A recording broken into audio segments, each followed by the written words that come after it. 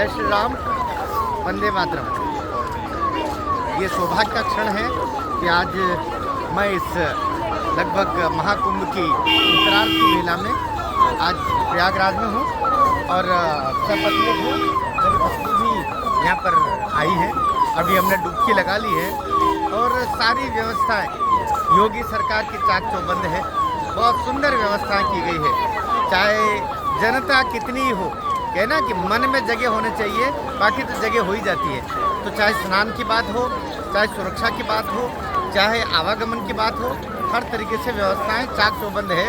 और योगी सरकार ने जितना बढ़िया हो सकता है इन स्थितियों में वो करके दिखाया है। और मैं जो रिकॉर्ड कर रहे हैं भाई मेरे देवराज, उनसे आग्रह करूंगा कि उधर थोड़ा जनता का विहंगम दिखाए कि ये मान के चलिए अभी हम इस समय बज रही है पौने चार बजे। जो भीड़ है ये भीड़ अपने आप में ये बताती है कि उसकी यहाँ पर कितनी उपलब्धता है। उसके बावजूद भी आप देख रहे हैं भीड़ ही भीड़ है, चारों ओर ठेला लेकर के। और ये पूरा एक विहंगम दृश्य है और जहाँ पर हम कह सकते हैं कि पूरा भारतवर्ष आया हुआ है। मैं केवल सनातनी तो है ही है, सनातनी के साथ पूरा भारतवर्ष की एक विहंगम छवि दिखाई देती है। कोई तमिलनाडु का है, कोई पंजाब का है, कोई गुजरात का है, कोई झारखंड का है, कोई बंगाल का है।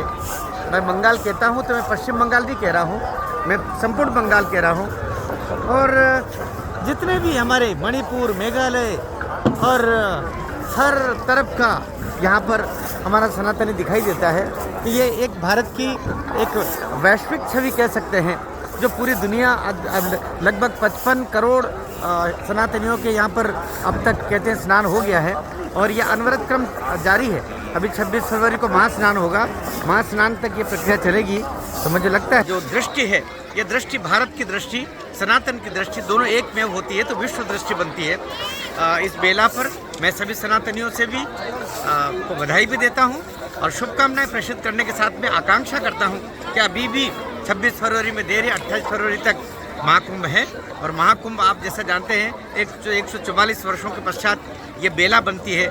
जब 12 वर्ष ऐसा कहते हैं कि निरंतर 12 बार होता है, तब 144वें वर्ष में महाकुंभ का आयोजन होता है। तो प्रयागराज में जो एक समय कहीं इलाहाबाद कहलाता था, लेकिन ये भी योगी बाबा का काम है कि जो इसका ऋग्वैदिक नाम है प्रयागराज के नाम से इसको अब जाना जाता है। तो इसमें यहाँ पर गंगा, यमुना, सरस्वती तीनों का त्रिवेणी संगम में संगम स्नान हुआ है।